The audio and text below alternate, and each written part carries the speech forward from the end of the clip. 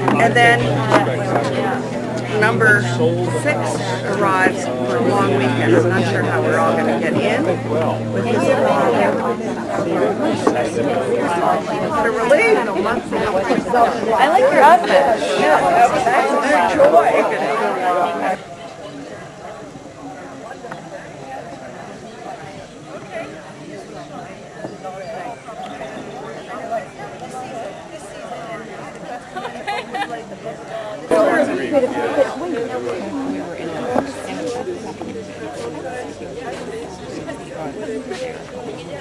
I think it's much cooler here to have the pleasure of the eye stand here. The workshop to give the lecture outside. I'll do my best. Hello everybody, thank you for coming. I am going to be very brief because I realize that it's a beautiful breeze now and we just want to relax, but I want to thank Dorta for the great invitation to join you to talk a little bit about Augenweide, the pleasure of the eye.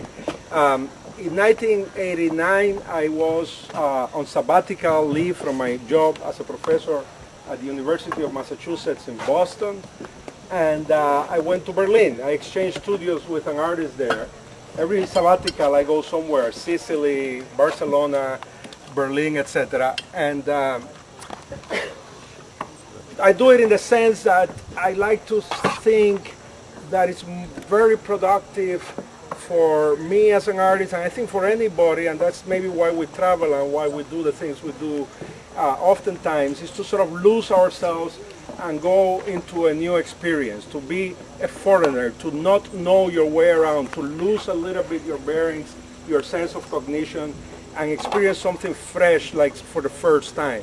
So this idea of being in Berlin was a phenomenal experience for me because while I can manage a couple of languages, German is not one that I can handle all too easily.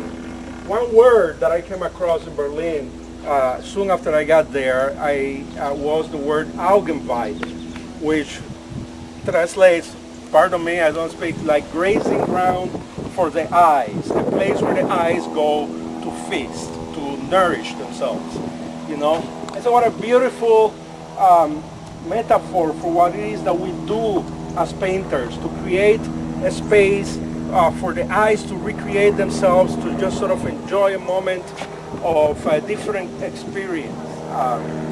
I think that as artists, as painters, we face a very, very difficult task, and that is that we are dealing with, of the 5 senses, the one sense that really demands a constant, endless amount of cognition. I don't think we feel very comfortable when we don't know what it is what we're looking at. I think that since we guide ourselves through our eyes, I mean, we can accept music very readily as the experience of music. A piano doesn't try to sound like a landscape necessarily, or like a truck, or like a bird.